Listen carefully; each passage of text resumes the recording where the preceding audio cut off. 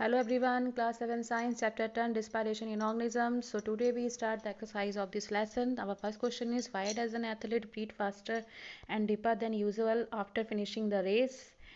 During running the athlete use up lots of energy. Running के दौरान जो athletes होते हैं बहुत सारी एनर्जी को खर्च करते हैं. सो ही नीड मोर ऑक्सीजन, तो उनको ज़्यादा ऑक्सीजन की ज़रूरत पड़ती है. And it can be obtain by speeding up oxidation of food, और इससे ऑक्सीडेशन ऑफ फूड भी ज़्यादा होता है. This required more oxygen to be supplied. This is the reason behind the fast and deep breathing of the athletes after the finishing the race. इसलिए उनको ज़्यादा oxygen की ज़रूरत पड़ती है, और ज़्यादा ऑक्सीजन के लिए फूड का ऑक्सीडेशन जल्दी फास्टर होता है. इसीलिए हमारे जो एथलीट्स होते हैं after finishing the race faster and deep breathing करते हैं. फिर आपका क्वेश्चन नंबर सेकंड है कि लिख the similarities and difference between aerobic and anaerobic respiration. Similarities पहले में क्या है, दोनों की सिमिलरिटीज बतानी है. दोनों में एनर्जी रिलीज होती है, कार्बन डाइऑक्साइड प्रोड्यूस होता है. फिर डिफरेंस क्या होती है कि एनारोबिक न्यूट्रिशन जो होता है वो ऑक्सीजन की एब्सेंस में होता है. एरोबिक रिस्पायरेशन के लिए ऑक्सीजन की ज़रूरत पड़ती है. सेकंड है आपका कि एरोबिक रिस्पायरेशन में ग्लूकोज कम्प्लीटली ब्रेक डाउन होता है, जबकि एनारोबिक रिस्पायरेशन में ग्लूकोज का इनकम्प्लीट ऑक्सीडेशन होता है. फिर why do we often sneeze when we inhale lots of dust laden. जब हमें ज़्यादा डस्ट मिल जाती है हवा में तो हमें छींके क्यों आती है?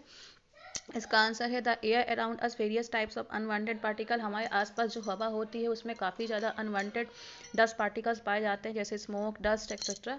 और जब हम उसको इनहेल करते हैं तो ये डस्ट पार्टिकल्स हमारे नोज नेजल हेयर्स कैविटी में ट्रैप्ड हो जाते हैं. और some time these particles enter the nasal cavity, और कभी कभी ये पार्टिकल्स नीजल कैविटी में हमें इंटर होते हैं जो हमें इरिटेट करते हैं, उसके कारण हमें स्नीजिंग होती है.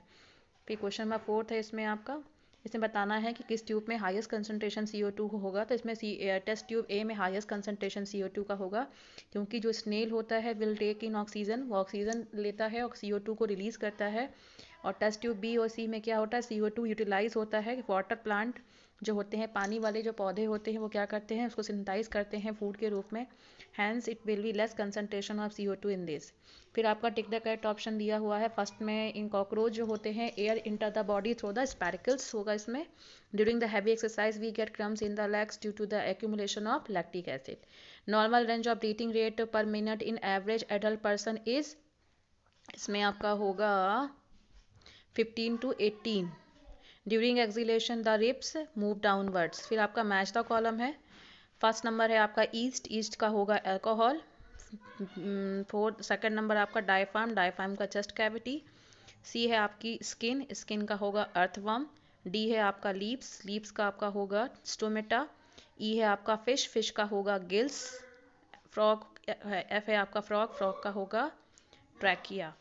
फिर आपका ट्रू फॉल्स दिया है, ट्रू फॉल्स देख लीजिएगा. फिर आपका क्रॉसवर्ड दिया हुआ है.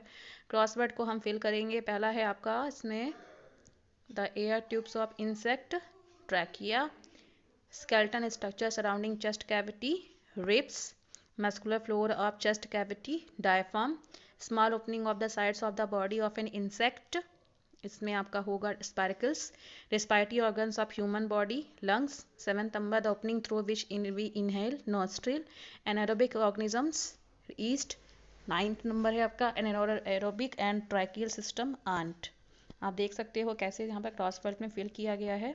फिर the mountaineer carry oxygen with them because, इसमें आपका बी नंबर होगा the amount of air available to a person is less than the available of the ground. तो स्टूडेंट्स ये रहा आपका एक्सरसाइज.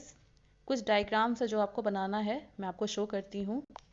सो स्टूडेंट्स, आपको ह्यूमन रिस्पायरेटरी सिस्टम का diagram फिर बनाना है.